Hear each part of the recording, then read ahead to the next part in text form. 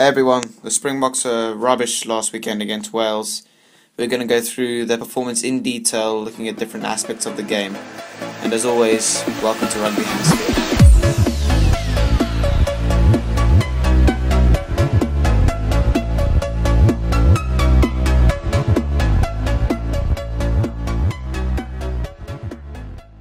The Springboks were rubbish. Simply put, there was no plan. It looked like an amateur performance, and it was bitterly disappointing to see the results in the end. And the most frustrating thing for me is that Wales were almost just as bad as the Boks. Personally, I don't think they should be happy with the win, and I don't think Rassie Erasmus should have been happy had the Springboks won. But before we look at the atrocious defensive performance, let's have a look at attack first, because I thought that was definitely the best part of our game. Andre Esterhuizen in particular was superb. 7 defenders beaten. He had a fantastic game, and you'll see in most of the attacking highlights I put up here, he features almost every time.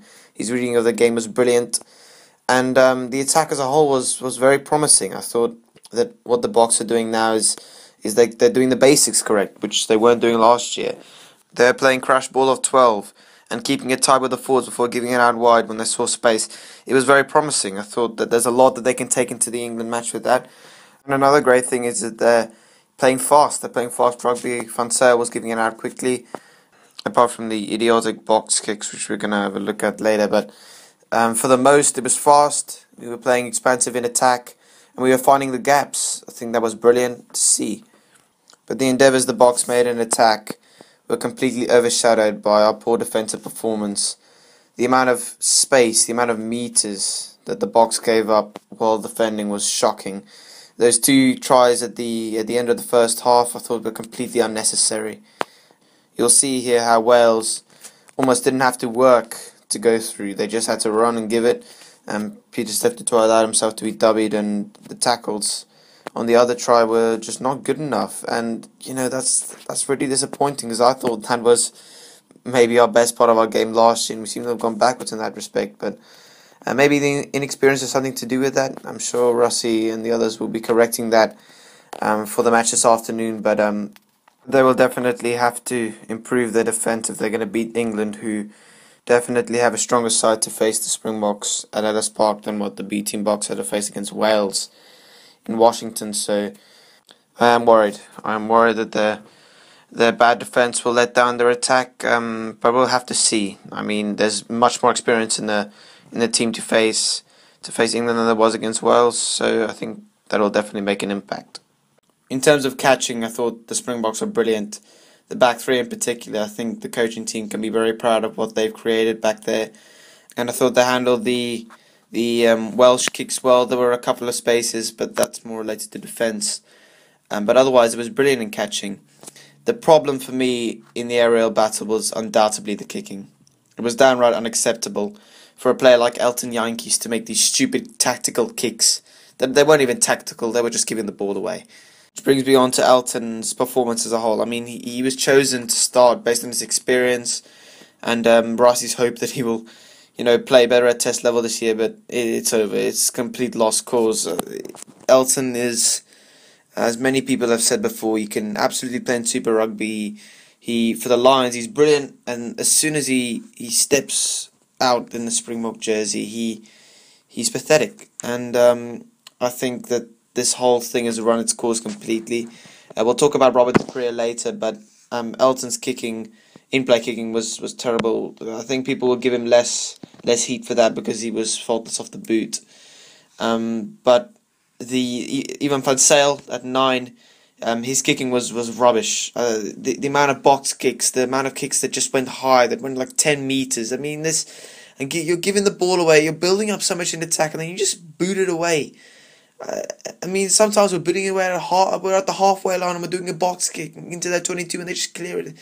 It doesn't make any sense to me, and it has to be changed. Rassie has to change it, because we don't have Bowden Barrett and Aaron Smith who can just do those kicks, or Conor Murray and Jonathan Sexton. You just put the kicks in the correct position every time. We have guys who are just kicking the ball away, and I can just imagine the frustration of the forwards, because all their hard work is being wasted. So this really has to be changed.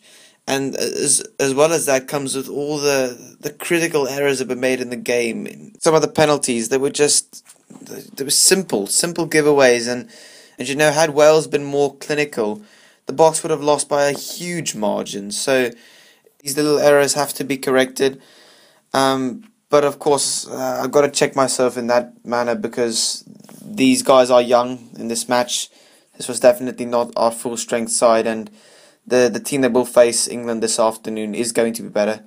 They're going to make fewer errors, and as long as they keep their heads on and help the three debutants, it's going to be good. We're going to have a better match. The last thing I want to look at in this Wales test was the final few minutes, from about 70 to 80 minutes. It was quite interesting. I think obviously first Robert de Pree came on and slotted that all important penalty to put the Box in the lead, and straight after makes that catastrophic kicking error, which you can't completely blame on him. Van Zijl's pass was not on par. But anyway, so he gets the Box driven back to the 5 meter line, and then de Pree just makes the same mistake again. He just takes too long to make the kick, and then Wales score from it. I think that's very unlucky for the Box, but it's an error on Robert de Pree's part nonetheless. But you have to give him some slack in that he did marshal the game well, in this final phase where the Box were attacking hard. I thought it was brilliant to see them go for it and get that turnover and then try and score the try. There was some brilliant injections of pace. I mean, Ambrose Papier was absolutely brilliant on the wing when he gave in that fast step into the centre of the field.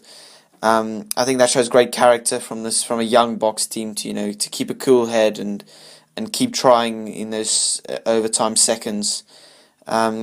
So that's very promising to look at. And I think in terms of the whole game, that was for me the most promising part of all, to see them.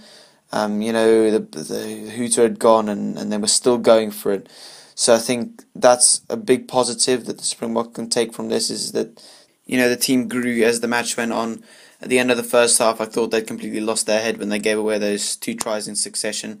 But in the second half, they were much cooler. They kept a level head, and I think that's something that they can take forward into this test series. The fact that the young guys worked together as a team there at the end, and I think it's very important that the guys who stayed in England realise that their place in the squad is not assured, and that there are young guys coming through. Like, I would be quite worried if I was Damien Dialenda and saw Andre Esterhuizen playing all out in this Wales game. But in the end, it was definitely a mixed game. Their attack was brilliant and their composure was good, but the defence was atrocious, and that can't be taken away. Their tactical mindset, the go forward ball, especially in the centres, and Warwick Gallant coming on and making a difference, definitely worked. They were playing well executed moves, 1-3-3-1, and the forwards, which made them a lot of ground and definitely exploited gaps in the Wales defence, which allowed the backs to come through. So I think that's all very promising. And like Rossi said, they've got a whole bunch of new caps. All these guys have now got their first test, which means they'll definitely be more composed in the test matches they play in the future. But in the grander scheme of things, this is brilliant for the World Cup, because we've now introduced 13 new players to Test rugby in one go, which doesn't happen often. But moving on to the big match, South Africa versus England this afternoon, it is going to be titanic. It is going to be a massive game. Both sides desperately need a win. I mean, England have lost against the Barbarians. They're not exactly in the best of places in their rugby. But if I had to call a winner, I think at this stage in South African rugby, you have to say England are going to win this game. But the game is at Ellis Park, which does make a huge difference in the potential outcome. First of all, as we know, it's the altitude. For some bizarre reason, England decided to train in Durban. Don't know why, but that's severely going to affect them in the last quarter. And organisers have said it's going to be a near sellout, so that's going to be great for the Box. The home crowd behind them is going to be superb. The atmosphere is going to be great. So had the Box played at any other stadium in the world, I would have said England are going to win this, but the ambition in this new Bok team and the desire to win, combined with playing at Ellis Park, will make them edge it. I expect the Boks to win a very, very narrow game by about 1 to 3 points. Well, thanks very much for watching, guys. I hope you enjoyed it. Please do go check out my blog. I do a lot more in-depth analysis there. Comment below who you think is going to win this afternoon and who's going to win the series as a whole. Like and subscribe, and go Bokke!